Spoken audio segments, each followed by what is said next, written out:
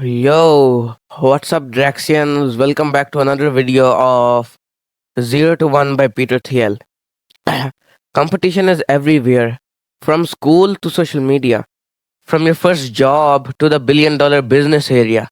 We're told to compete non-stop, but Peter Thiel says this is a trap. Competing isn't winning, creating is. Today we're bringing down why competing keeps you average and how to escape it. Okay, now think about this. Schools, grades, trophies, class rankings. Every day it's a tiny battle. But who wins? The kids who memorize facts or the one who learns to create? Technically, take it like this.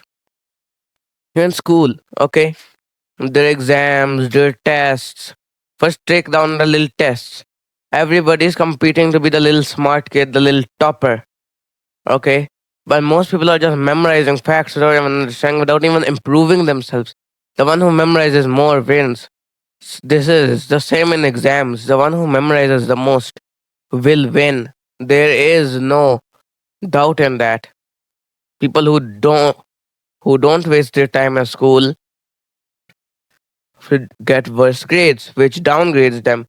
Same as with trophies, class rankings. It's a tiny battle with no real value, no real purpose to this tiny battle. I mean, competition is actually taught early. Competition is taught from since we're a kid. Like if you have like if you have a sibling, competition gonna be taught. You're gonna be having compete with your sibling. Then you're gonna go to school. You're gonna get to competing with your classmates, your friends, your buddies. Then you go on to college. They're gonna be competing as well. But if you memorize the best in school or in your college, there are gonna be people just like you. Then you're gonna be have to memorize more. So let's take a story for example. There's a student A. Student A is the topper in his class. He memorizes all the facts, everything.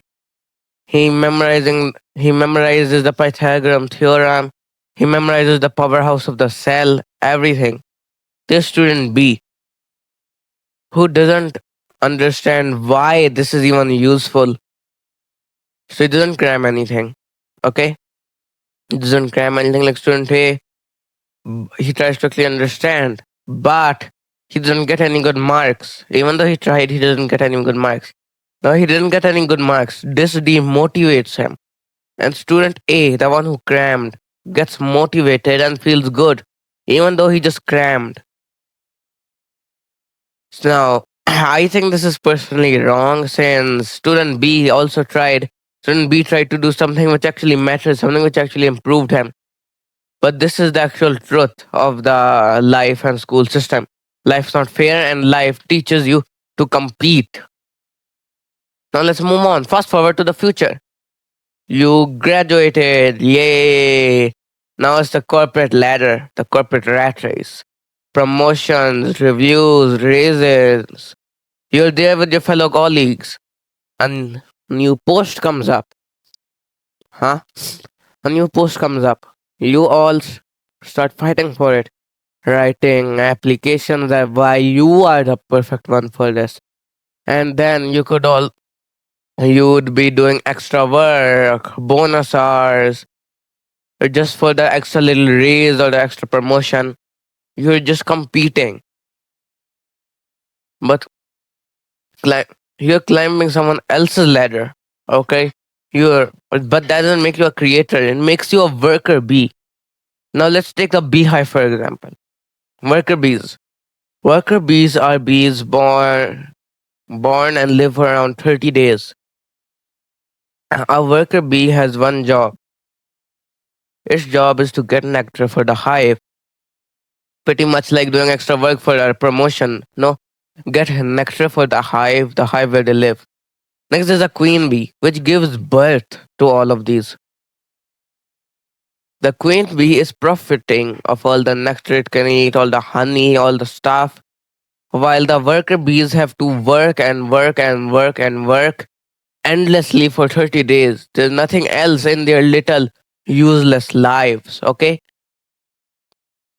Now, the same with this overworked lawyers, coders, bankers. They'll keep working in jobs just to get a new promotion, and they'll still be stuck in the same loop.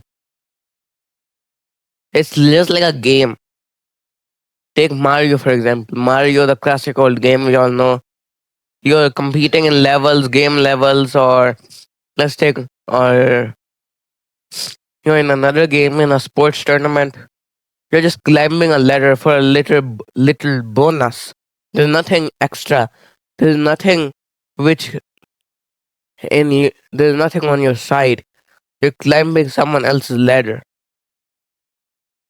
Now let's take it towards businesses. Businesses fight for scraps all the time. Coke versus Pepsi, Nokia versus Apple, but who won? No one won. Okay, technically, Coke versus Pepsi. They both are competing super hard. Coke, the biggest, one of the biggest soda company, Coke company ever. And Pepsi, its only competitor, which is stealing customers. Now, Coke here has to up its game.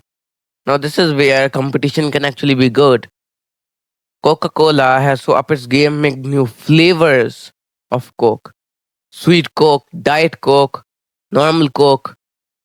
Maybe they might even make a sweet sour Coke or something.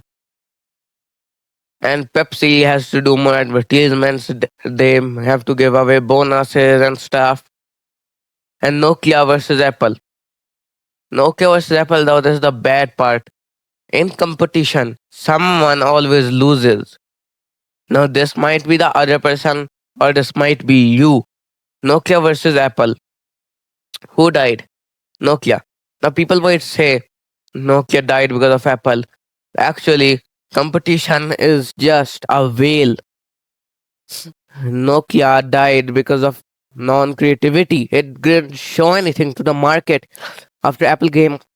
After Apple came, why would you take Nokia? That's the main point. Monopolies like Apple, Coke, Pepsi, they they make better things for creating something new. But perfect competition will kill profits. As I said, Coke versus Pepsi, they're giving out bonuses, promo codes, new flavors. But where is all the money going? They're spending so much money into making these. Now competition is everywhere. Not just school or work. Life itself is a competition. Instagram, TikTok, gaming leaderboards. We're always comparing, but creating your own path, that's where the real winners live. Like in TikTok, YouTube, people are searching, people are begging for subscribers. Subscribe for subscribe. I like, then you like, and stuff like that. We always compete. People are not making actual stuff like on TikTok or Instagram. One of the most popular things is follow for follow. On social media, you follow, I follow, right?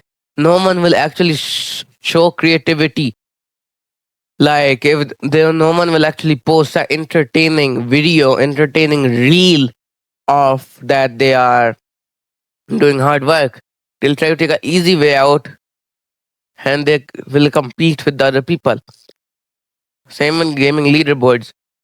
They will try as hard as they can, but they'll never think, is there even a purpose to this? Am I gonna be stuck in this ladder forever? That can go really deep if you think about it. So competition trains you to copy. Creation trains you to win. Stop fighting for scraps and start building something no one else has. And now you must be thinking, if competition is bad, what is good? Well, you'll find that out in the next episode, episode 5, where we'll discuss about what's actually good. So make sure to hit that subscribe button and smash that like button so you can be here for the next episode.